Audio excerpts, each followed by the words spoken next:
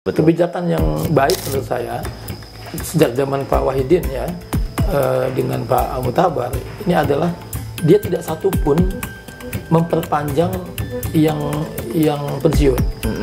Gitu. Walaupun sah-sah saja ada bisa. orang, tapi nampaknya memang ada kesan tidak mau diskriminatif. Yang pensiun banyak, yang ingin diperpanjang juga banyak. Tapi kok kenapa cuma si A, si B aja gitu ya? Nah itu kan ada kesan diskriminatif. Gitu. Apalagi ketika faktornya kedekatan atau faktornya bukan faktornya objektif.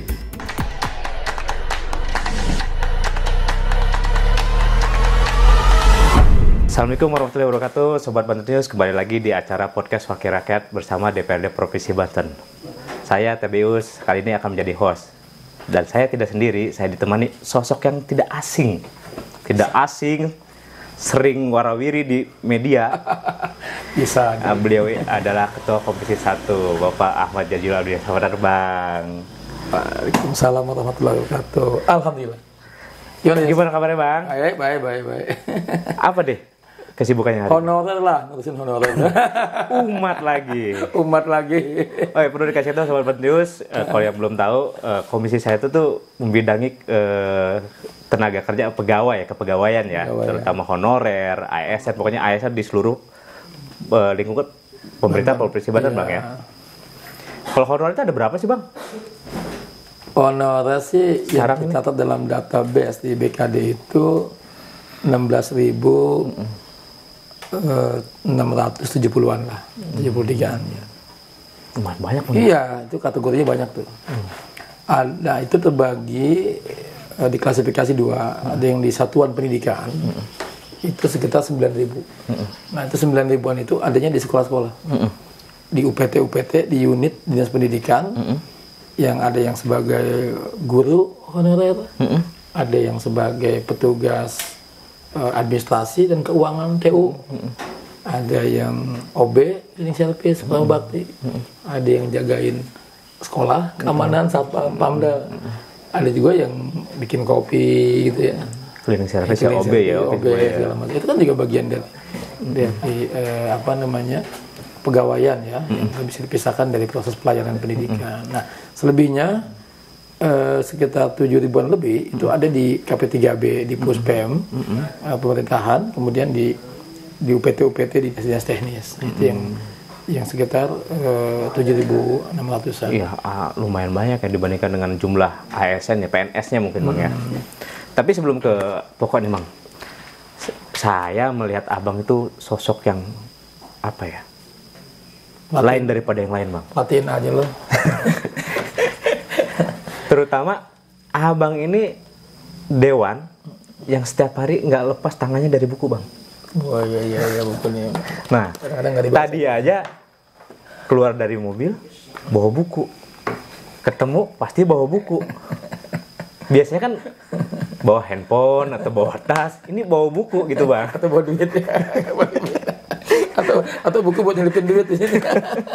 Tapi ini sebuah sosok yang unik gitu, Bang, kalau menurut dari kacamata saya, Bang, gitu. Apa sih hubungannya Abang dengan buku ini? Saya memang hampir nggak bisa dipisahin ya dimanapun ya, walaupun kadang-kadang nggak proporsional dikatain teman-teman, masuk kemari bawa buku gitu ya. Nah, memang sejarahnya itu dulu mulai di pesantren kali di pondok di Kobong dulu. Kobong ya. Jadi ada pas saya baru masuk pesantren itu ada senior lah gitu ya. Dia teriak begini, khairu jalisin fi jamani kitabun. Jadi sebaik-baiknya teman duduk, teman ngopi gitu kalau sekarang adalah buku gitu. Nah, kawan yang biasa bisa datang dan pergi gitu ya, tapi buku itu pokoknya tempat di saat kapanpun, dimanapun, itu buku itu adalah teman yang baik. Gitu. Nah akhirnya apa maksudnya gitu kan? Mahfudot namanya itu, di kata-kata mutiara Mahfudot itu kan. Ya udah itu saya pegang betul. Ya, kan pertama saya belum terlalu hobi baca juga itu. Bahkan di keluarga itu saya tuh adik saya yang hobi baca itu. Tapi yang saya udah mulai ke perpustakaan, ke Gramedia itu kan, kemana-mana itu. Saya menganggap toko buku itu semuanya perpustakaan. Karena saya ditegur sama satpam tuh. sama satpam toko buku, karena saya suka acak-acak buku dulu. Itu Baca ada ya, di Bang? Blok M itu, di Blok M tuh ada Gramedia di pojokan. Terus selalu ini saya diancam banget nih. Iya, pokoknya ditandain kalau Ditandain sini, ya tandain. Karena saya beranggapan bahwa saat itu namanya klub beli kan kita nggak ada uang juga kan. Iya benar. Kita saking hobinya baca itu, kita dari perpustakaan kita ke mall gitu, ada toko buku, kita anggap itu pustakaan. Kita kebet-kebet aja gitu, beli bang dulu. Nah itu kesininya ternyata itu makin kesini kan dibungkus plastik sekarang, agak susah. Paling depannya belakangnya doang gitu. Sinopsis ya. Nah, dari situ saya ingin merubah image perpustakaan pun jangan terlalu tegang, jangan terlalu kaku, jangan terlalu banyak tembok-tembok yang jangan terlalu ya birokratis gitu loh. Jadi saya kadang-kadang suka jenuh juga ngelihat satu bangunan perpustakaan yang terlalu kaku. Bangunannya besar, temboknya tinggi, lemarinya bagus, bukunya tebel-tebel, penjaganya galak. Nah, ya kan? Nah, itu kan jadi wah ini pasti malas baca nih. Nah, akhirnya saya mencoba dimanapun kita untuk berteman dengan buku. Saya pegang sampai sekarang tuh. Nah, kemudian bacanya gimana ya? Baca itu kan memang kita ketimbang kita baca yang macam-macam gitu ya. Kita buku apalagi kita punya semangat bahwa sekarang derajat literasi kita surveinya kan sangat rendah. Iya betul. Jadi minat baca, minat berliterasi orang Indonesia itu juara paling buncit dari bawah, 2. Setelah Ethiopia kalau nggak salah itu. Nah, akhirnya di situ kita merasa prihatin. Ketiga, ya dakwah saja lah, kita berdakwah.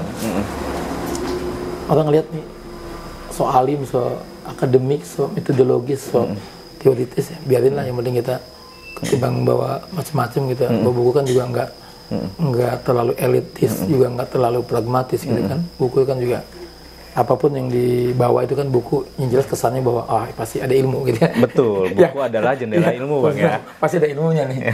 Gitu. Di Dewan awal-awal 6 bulan pertama saya banyak dikata-katain juga. Wah, so alim, so akademik.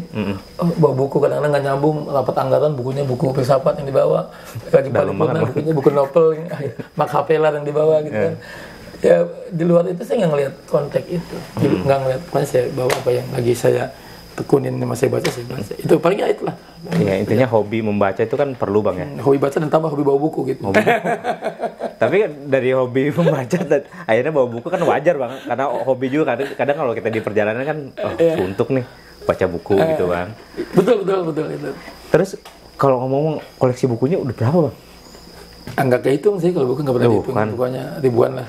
Jadi wajar ya Sobat Banten kalau Bang Jajuli ini hobi tiap mana-mana itu pasti bawa buku. Dan saya membiasakan juga kalau hadiah-hadiah tuh hadiah ulang tahun, hadiah apa, juara apa gitu. Ya satu buku gitu. Jadi ditempelin buku, jangan hanya piagam, jangan hanya yang souvenir yang kadang-kadang yang seremonial sifatnya ya. Kita buku aja gitu.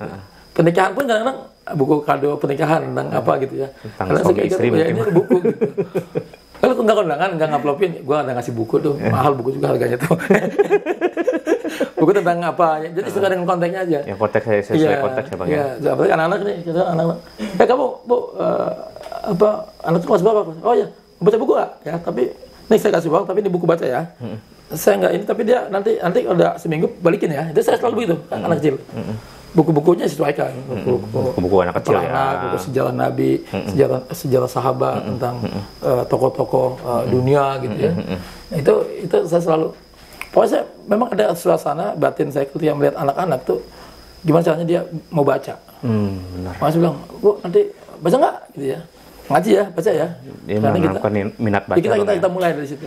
Kita mulai dari kecil. Kita mulai dari situ dan yang sederhana. Di rumah, di tempat saya misalnya di tempat base camp saya, di rumah aspirasi saya, di pinggir jalan ada buku gitu ya. Di rumah saya ada perpustakaan sendiri. Ya ada pokoknya ada buku sendiri ada. Di mana saya nemplok itu buku. Nah, yang unik lagi kalau saya ngikutin perjalanan kalau abang reses nih. Abang ini ngikutin ya. Abang ini duduk di Komisi 1 yang membidangi kepegawaian. Pokoknya kata abang sih katanya komisi apa bang? Mata air mata. Bukan kata gua, kata orang bilang. Abang ini sosok yang peduli dengan pendidikan bang. Iya. Abang kan punya sekolah kabarnya bang? Iya ada lah. Saya membina dan masih memimpin sebuah yayasan ya yang di situ membawahi unit sekolah. Ya. terutama kaitan dengan sekolah agama madrasah dan ada juga SMK sekarang saya kebutuhan. Tapi di luar itu memang kita misalnya tentang kursus pelatihan. Jadi misalnya sekolahnya umum tapi dia bagaimana dia anak umum tapi bisa nausyoroh gitu. Dia umum tapi bisa hadroh.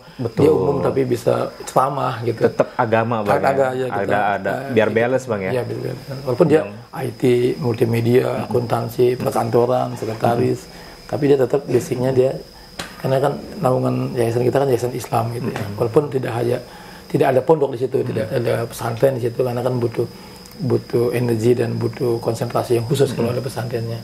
Gitu. Ya, tapi kan menarik gitu, orang yang duduk di Komisi 1 tiba-tiba punya sekolah. Jarang-jarang Bang. Sekolah itu udah ada ya, udah ada. Nggak, maksudnya kita jarang-jarang gitu melihatnya gitu. Ada yang masih peduli dengan pendidikan gitu. Di luar sekarang kan tapi, sekolah SMA, SMK ya, dan teman-teman yang lain pemirsa nih ya.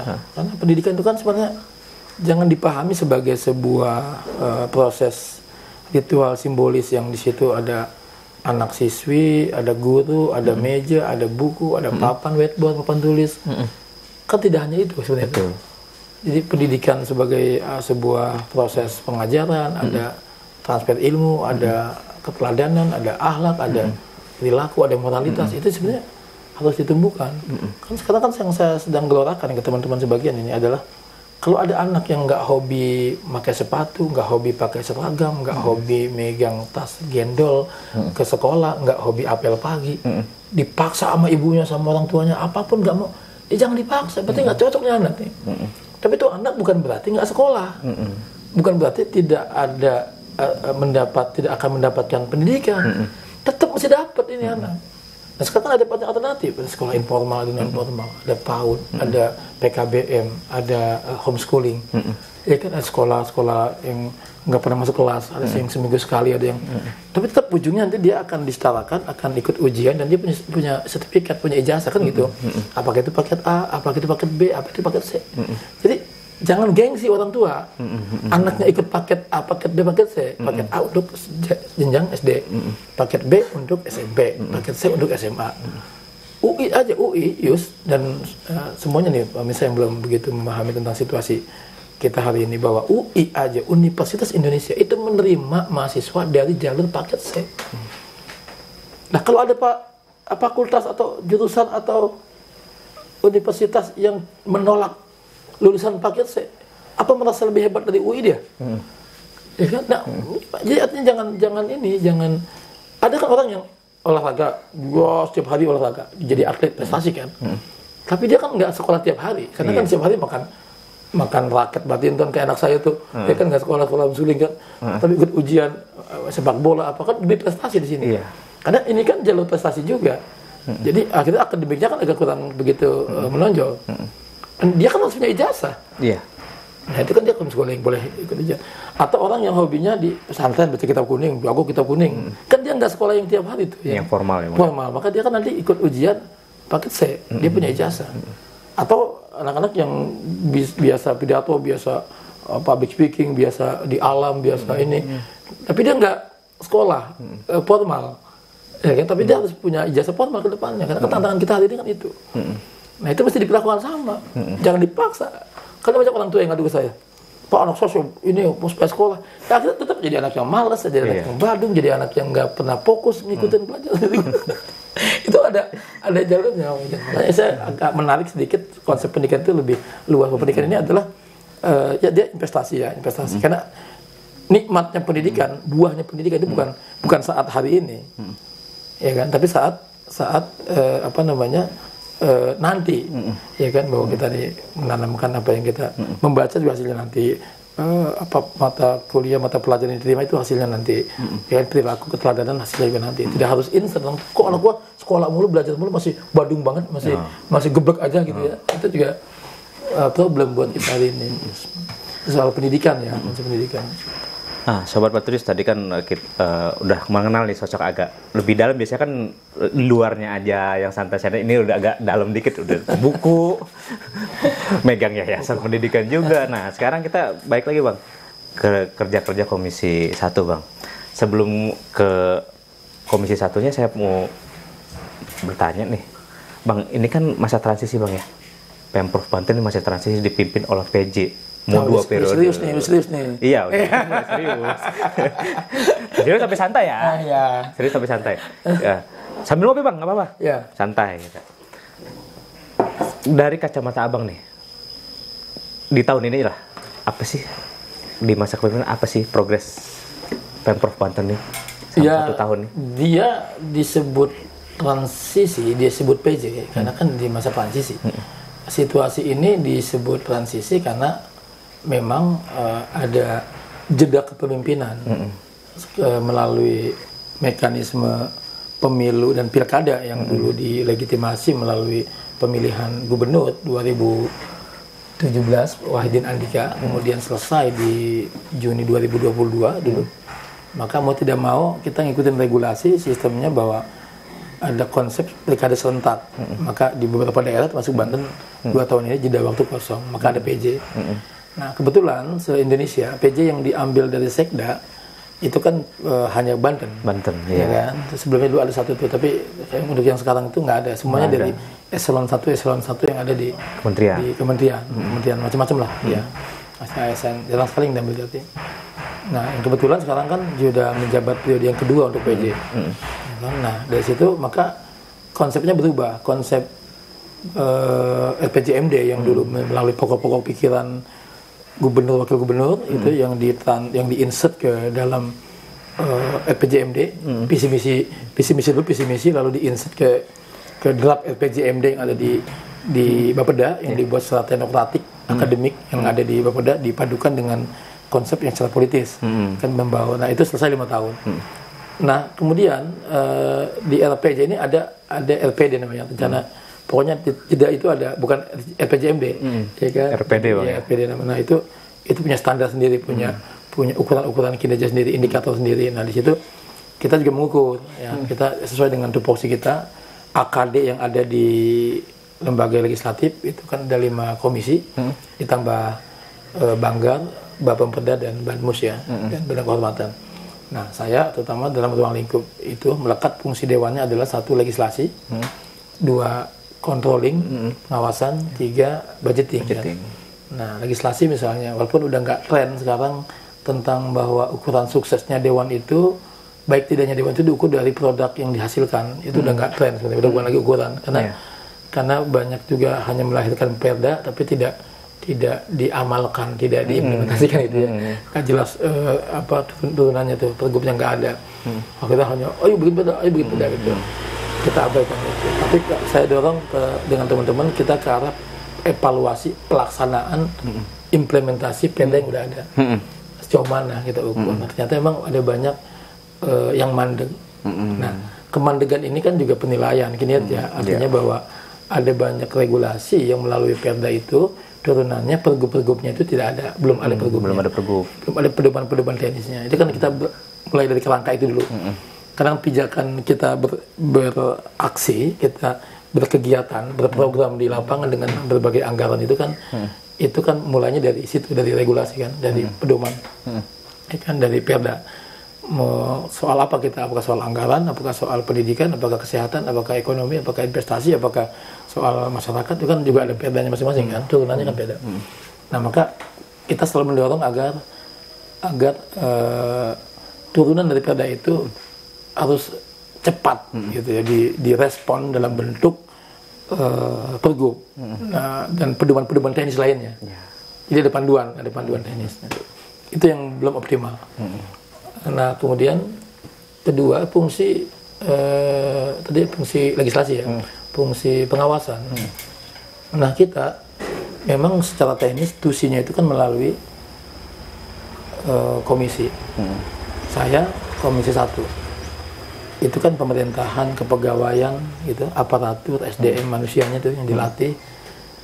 Pendidikannya di Komisi 5, konteks pendidikan misalnya sarana prasarana, belajar mengajar, soal lahan, soal bangunan baru, di Komisi 5. Tapi soal kepegawaiannya, soal kepala sekolah, jenjang karir, soal seleksi, soal pengawas, soal TU, soal pelayanan administrasinya, soal honorernya, soal eksistensi aparatur ya secara itu kan KUB 1. Makanya SK kepala sekolah itu keluar, itu gubernur tanda tangan, itu BKD, itu suratnya BKD, bukan Dindik. Bukan begitupun TU itu pasti BKD. Begitu pengangkatan guru, pengangkatan ya kayak P3K segala macam itu nanti pasti keluarnya suratnya gubernur, tapi kan BKD. Dan BKD kan minta kerja Komisi 1. Betul. Ya. Betul. Nah, kalau soal yang lain-lainnya mungkin itu soal sarana anggaran dari Komisi 5. Nah, dari situ kita melihat bahwa implementasi pelayanan pendidikan dalam konteks unit satuan pendidikan yang ada di sekolah-sekolah itu belum optimal untuk diatur teknis. Misalnya gini, guru itu kan ada guru macam-macam ya, guru fisika, guru biologi, guru agama. Nah, itu kan nggak selamanya menjabat sebagai guru mengajar, dia pensiun. Nah, sekarang ada kewalahan nih, kita melakukan pengawasan di lapangan, ada pengaduan bahwa guru ini udah pensiun, guru ini udah sakit, udah nggak bisa, udah halangan tetap, nggak bisa ngajar. Tapi penggantinya nggak ada. Ada tapi spontan aja. Tapi nggak pengganti yang karena nggak ada diganti gitu. Jadi nggak ada sistemnya. Sistem jenjang penggantiannya nggak ada. Meritnya, ini belum. Ininya. Kalau mata kuliah ini, mata pelajaran ini nggak ada, diganti oleh. Nah, pengangkatan itu nggak ada sistemnya. Sampai sekarang belum. Sampai sekarang ya. Ya akhirnya buat ngangkat yang baru nggak bisa cepet-cepet dan nggak langsung punya legitimasi. Apalagi sekarang di tengah larangan mengangkat tenaga honor kan, kan itu jadi hantu juga, menakutkan itu. Wah, ini nggak boleh nih. Tapi kita butuh gitu. Iya. Kita butuh. Nah, di situ problem. Kan ini yang belum optimal untuk dilaksanakan ya, itu dengan jenjang. Kemudian di level pimpinan organisasi perangkat daerah. Ada kepala dinas, kepala biro, ya, kepala badan. Itu ada eselon 2, eselon 3, kabak dan kabit. Eselon 4 kan yang sekarang sebagian termigrasi ya, fungsional ya. Fungsional, Japung. Ya. Nah, itu jeda antara struktural dengan menjadi fungsional ini ada jeda yang tidak optimal kalau bahasa itu disublimasi, disosialisasi, ditransformasi ke personil aparatur. Jadi dia harus sadar bahwa jabatan itu kan juga nggak selamanya. Kan awalnya kan kita nggak ada jabatan, nggak ada gaji, nggak ada tukin kan. Dan tidak juga selalu orang itu jadi pegawai, jadi ASN selalu punya jabatan gitu. Ya kan, selalu mengejar jabatan struktural. Nah, sekarang kan ini orang berebut jadi eselon 4, berebut jadi eselon 3, eselon 2 kan gitu. Berkompetisi di sini dengan stok yang sedikit, dengan peminat yang banyak. Kan seperti berkompetisi di sini. Iya, benar. Dengan berbagai cara ingin supaya ada di sini. Kalau sistemnya, skemanya tentang bagaimana rekrutmen, bagaimana jenjang karir, bagaimana proses rotasi, bagaimana mutasi, bagaimana memberikan sanksi, bagaimana demosi, itu tidak clear, tidak jelas, ya nanti akan liar gitu, ya kan, ya, orang yang sudah kepangkatannya cukup, yang juga ada penilaian dari pimpinannya juga baik, kemudian juga dia juga tidak ada kasus macam-macam, ya kita nominasikan saja gitu kan. Jadi nanti dia punya hak, ya kan, bahwa promosi itu adalah hak, ya kan, gitu ya. Ya ketika dia sudah ada kewajiban, maka dia punya hak. Nah, di situ belum optimal untuk membangun satu suasana kompetisi yang kondusif, yang memacu dan memberikan semangat agar pegawai berkinerja baik, itu masih terus dibangun ya oleh. Nah, akhirnya apa? Karena minimnya sosialisasi dan informasi terhadap personal pegawai, akhirnya pegawai yang dikonversi ke fungsional itu merasa bahwa ini dibuang, dinonjobkan, dibuang, diasingkan, atau dia merasa rugi ketika difungsionalkan. Padahal sih dapat jabatan fungsional, ya jabatan fungsional gitu. Tadinya dia kasih ubah menjadi jabatan fungsional. Analis gitu. Mungkin Bang ya? Ya. Analis kalau macam-macam, analis gitu. Kebijakan, analis hukum, analis informasi, kemudian juga kepegawaian. Padahal ada nambah jabatannya Bang. Uang, ya jabatan itu fungsional. Karena udah terbiasa mindsetnya dengan jabatan struktural. Ya. Ini ada kegagapan. ada kegagapan sehingga seolah-olah orang itu, aduh, di gimana, seperti dibuang, seperti dinonjolkan. Gitu. Nah ini kan kebijakan pusat, skemanya kan skema kepegawaian secara nasional di kementerian segala macam kan juga banyak yang gagal. Kalau masih ada yang begitu berarti ini sosialisasi dan transformasi nilai dan informasi yang disampaikan oleh BKD misalnya gitu ya kepada pegawai itu belum maksimal, membangun kesadaran itu belum maksimal gitu. Nah kemudian proses pengisian. Banyak yang kritik ke Komisi 1 yang datang untuk kok bisa banyak yang kosong. Nah, iya, ya kan, kok banyak yang ya orang kalau emang udah pensiun nggak mungkin selamanya di situ. Nah, iya, kebijakan yang baik menurut saya sejak zaman Pak Wahidin ya dengan Pak Al-Mutabar ini adalah dia tidak satu pun memperpanjang yang pensiun. Gitu. Walaupun sah-sah saja ada bisa. Orang, tapi nampaknya memang ada kesan tidak mau diskriminatif. Yang pensiun banyak, yang ingin diperpanjang juga banyak. Tapi kok kenapa cuma si A, si B aja gitu ya? Nah itu kan ada kesan diskriminatif. Gitu. Apalagi ketika faktornya kedekatan atau faktornya bukan faktor yang objektif. Betul. Ya kan? Nah lebih baik udahlah nggak usah diperpanjang. Gitu ya. Gitu kan? Nah itu. Padahal ketika ada kalau dikecualikan kalau ada yang pegawai yang dibutuhkan, memang dia cerdas, memang udah pensiun tapi tenaganya masih dibutuhkan, bisa saja diperpanjang. Akhirnya sebagian teman-teman tuh pejabat di Pemprov itu berlari ke jalur lain. Kemana? Bidai suara. Bidai suara, ya kan? Iya, BKSDM, dosen. BKSDM, kemudian ke kampus, ya, dosen. Nah itu kesana larinya. Ya, tapi itu kan ada proses sendiri ya. Ada beberapa tuh Pak Ino, Pak Muhtarom, Pak siapa itu? Bunong juga pernah terakhir. Bunong ya, belum terakhir. Ya. Itu yang pejabat di eselon 2 di Pemprov Banten dan nampaknya juga lagi ada yang sedang mempersiapkan diri nih. Lagi ancang-ancang. Tapi ngomong-ngomong eselon 2 Bang, eselon 2 di Pemprov Banten banyak kosong Bang, kursi eselon 2. Dan sekarang ini diisi PLT. Padahal itu udah hampir berapa tahun itu Bang, itu belum prosesnya lama banget itu ada. Ya itulah yang ada kaitannya dengan yang saya sampaikan tadi. Kita kan itu kosong ya. Nah eselon 2 itu kan ada jenjang, ada mekanisme, ada sistem. Ada sistem. Nah ini yang juga saya pertanyakan. Pak Al, PJ, saya ingatkan bahwa ini ada kaitan dengan KSN, ada kaitan dengan Kemendagri rekomendasi, ada kaitan dengan BKN ya, ada kaitan dengan open bidding segala macam itu. Ya kita minta supaya ya tempuh aja. Jadi bahkan kalau memang nanti ada yang kosong dan terlalu lama, atau ada jabatan di satu dinas ditempati oleh orang yang lebih dari 5 tahun gitu, ya kan? Betul. Lebih dari 5 tahun ada itu yang ada. Iya, itu kan sebenarnya orang yang menjabat di situ pun juga jenuh juga. Iya, gitu. pasti. Ada masanya lah kejenuhan itu. Pasti. Ya kan? Bukan dia kepengen banget juga. Ya ada juga yang pengen bertahan di situ aja, ya kan? Yang terkesan nggak mau dipindahin, tapi kan mau nggak mau kan bukan kebijakan, bukan maunya dia gitu. Iya. Ya walaupun dia nggak mau dipindahin, tapi pimpinannya dia dipindahin mau apa? Iya, ataupun dia pengennya tetap dia pengen pindah tapi pimpinannya pengen mempertahankan dia di situ, ya mau apa juga. Gitu. Kan jabatan yang didapat oleh teman-teman pegawai di Pemprov itu kan bukan karena maunya, ya kan? Tapi kalau maunya kan semua juga mau kan, jabatan pasti, kan? Pasti. Manusiawi itu Bang. Iya, nah itu. Nah kemudian dari situ maka tolong isi dong. Nah kita yang diisi itu kan lompat-lompat. Ada yang dari dinas A, kepala dinas B mengisi di PJ di dinas C, ada di kepala biro A merangkap dan dinas B, ada asda merangkap. Nah, dalam konteks pengisian untuk memperlancar akselerasi pelayanan, saya setuju bahwa buat kami Dewan Legislatif dengan fungsi pengawasannya nggak ada urusan itu mau kosong atau nggak kosong. Yang penting pelayanan jalan. Gitu. Kan gitu.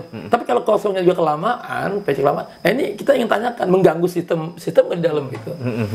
Ya kan? Dan image-nya menjadi kurang baik juga kalau terkesan ada pembiaran kosong. Nah, pembiaran kosong ketika ditanya, ya Kak ini sudah mengajukan rekomendasi ya. Kapan gitu? Kan udah uji kompetensi, udah pemetaan mapping ya kapan? Kan kepala dinas tahun lalu tuh udah di mapping, udah di uji kompetensi. Nanti kecocokannya di mana segala macam. Eselon 3 pun udah ada talent ya atau apa namanya uji kompetensi kan untuk mengetahui bahwa kompetensi seseorang itu di mana. Sebenarnya stok itu udah ada, Bos. Stok-stok hasil pemetaan, mapping, hasil proses-proses di sistem seleksi uji kompetensi segala macam itu stoknya itu pasti udah ada. TBIUS ini cocoknya di apa, di dinas apa itu udah ada sebenarnya itu. Tinggal eksekusi. Ya tinggal eksekusi. Nah, di situ kita ingatkan agar jangan terlalu lama kosong. Banyak lah sekarang di Eselon 2 kan kita hitung ya. Bapenda kosong. Kemudian Kominfo kosong. Perempuan pemberdayaan desa dan DPMD kosong. Kemudian apa lagi itu? Kesbangpol kosong. Ya kan perizinan Bu Pirgo kan sekda sendiri kan. Ya. Nah kemudian ya itu kan juga signifikan. Inspektorat juga kosong, Bang. Inspektorat itu kosong ya kan. Oleh ahli ya, oleh staf ahli. Iya. Ya kan. Artinya itu kan signifikan jumlah Betul. itu. Ya kan? Jumlah itu walaupun ada kesan misalnya kan tetap nggak melanggar aturan. Ya nggak melanggar aturan, tapi kan dicari-cari kelam aja kan itu kan dari efektivitas bukan hanya regulatif, tapi kan efektif nggak gitu ya. Efektif nggak soal koordinasi soal segala macam. Nah. Kemudian di bawahnya juga banyak yang kejelasan untuk posisi fungsionalnya ingin seperti apa kan polanya, sistemnya ingin seperti apa, pengecekannya apa itu namanya tuh angka kreditnya, kemudian cara menilai kompetensi mana yang layak, mana yang lazim, mana yang nilainya sekian, itu kan perlu ada sistem yang berjalan. Poinnya di pasal 131A itu kaitan dengan rekrutmen ASN melalui tenaga honorer. Ini yang PP-nya sekarang lagi digodok. PP-nya ini berdebat nih sekarang lagi digodok soal paruh waktu, penuh waktu, soal gaji, soal yang PTJM, soal fungsional, soal guru, soal segala macam. Ini yang lagi digodok sekarang belum selesai, makanya ngasih masukan terus tuh. Nah mereka berharap bahwa mereka jadi ASN pelan-pelan itu tanpa tes diambil tenaga honorer. Dari yang mana tenaga honorer tentu walaupun tanpa tes tentu diseleksi dari waktu lamanya mengabdi, ya kan, dan waktu pensiunnya mereka buat. Lah kalau mereka besok pensiun mau diangkat sekarang gimana gitu kan? Tapi kalau kan saya mah angkat aja gitu ya. Walaupun hari ini diangkat seminggu lagi dia pensiun gitu ya. Nah tapi ini lagi diperbincangkan, itu belum selesai gitu ya. Nah akhirnya gagal lah itu kebijakan tahun ini dihapus. Gagal akhirnya merevisi, dikasih waktu oleh rekomendasi undang-undang itu adalah sampai tahun depan bulan Desember agar dihapus itu ditata. Jadi makna hapus itu adalah tata, dirapikan gitu. Nah berapa jumlah yang terinput semuanya akan dirapikan, yang buat potensi diangkat adalah konon katanya jumlahnya 2,5 juta atau 2,3 juta. Itu yang diambil dari database nasional. Nah Banten berarti yang masuk adalah yang 10.000 tadi. Yang 11.000. Yang 11.737. Ya 11.000 betul yang 11.000 tadi itu. Digabung 11.737. Itu yang masuk yang dikategorikan 2,3 juta nasional. Banten berkontribusi di angka 11.700. Nah, sisanya ya berarti kan ini yang 5.000. Ya kan? Ini yang enggak masuk database. Nah, bagaimana nasib mereka? Bagaimana nasib mereka itu? Nah, ini yang mungkin kalau yang tidak masuk database digabungin, kalau Banten berkontribusi 5.000. Mungkin daerah lain banyak. Itu bisa 5-6 juta katanya gitu. Belum kabupaten kota, Pak. Iya, belum kabupaten kota kan. Ya, ini kan kita berkontribusi 5.000. Ya kan? Nah, apalagi mereka beranggapan bahwa input ke BKN itu yang masuk database nasional adalah bagian dari seleksi administrasi menjadi P3K. Itu kan salah. Itu kan hanya pemetaan saja, bukan seleksi. Karena kasihan teman-teman, waduh, saya nggak ada harapan lagi nih untuk jadi PNS. Kenapa saya gagal input, gagal menginjek gitu. Nah mereka sekarang setiap hari lagi nasib kami gimana, kemarin ketemu Pol PP, bagaimana Pol PP juga ada regulasi sendiri, dengan Pamdal bagaimana, yang teknis kapan ini kita, ya kan mereka sekarang lagi berjalan, yang lagi P3K sekarang kan ya sedang bertanding ya, bersaing mereka mengikuti seleksi P3K gitu. Nah, artinya dihapus ya dihapus, kebijakan kita kan 2024 nanti Desember itu kita lihat nanti perkembangannya seperti apa. Oke, Sobat Partus, itu tadi sekelumit tugas-tugas Komisi 1 yang berhubungan dengan sebagian kemaslahatan masyarakat ini banyak yang bergantung dengan komisi, terutama para pegawai ya, pegawai honorer. Sebelum kita tutup nih, Bang, ngomong-ngomong, maju lagi. Bismillah. Lanjutin. Iya, ngelanjutin. Semoga bermanfaat ya. Khairun nas anfa'uhum linnas. Jadi 5 tahun ini masih ada yang belum tuntas ya. Iya, persoalannya mau pengen ada yang ya, doain satu sehat ya. Amin. 2 mengemban amanah gitu, membantu menyelesaikan persoalan masyarakat, terutama masalah-masalah yang sesuai dengan tupoksi kita. Sebelum saya ditutup podcast kali ini, Bang Jajul ini asli Betawi. Orang Betawi biasanya seneng pantun tuh. Nah, bisa dong kita dengerin pantunnya. Ya, sobat pantun kita lihat tuh. Makan nasi uduk enak rasanya. Cakep. Apalagi dicampur sambal tomat. Cakep. Kepada para tenaga honorer yang baik yang guru dan yang non guru, terima kasih atas pengabdiannya. Semoga ke depan terus membawa manfaat. Oke, nyambung. Kopi panas di dalam gelas. Cakep. Makan siangnya pakai soto babat. Cakep. Buka mata biar jelas. Bantenis Podcast memang keren dan hebat. Oke, Sobat Pantun News. Inilah nyambung.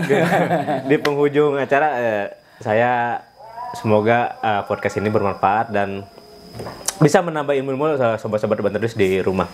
Oke, Sobat Pantun News, saya TB Yus bersama Bang Jajuli Abdillah. Mohon pamit dan kita ketemu lagi dalam podcast Pantun News DPRD Provinsi berikutnya. Assalamualaikum warahmatullahi wabarakatuh.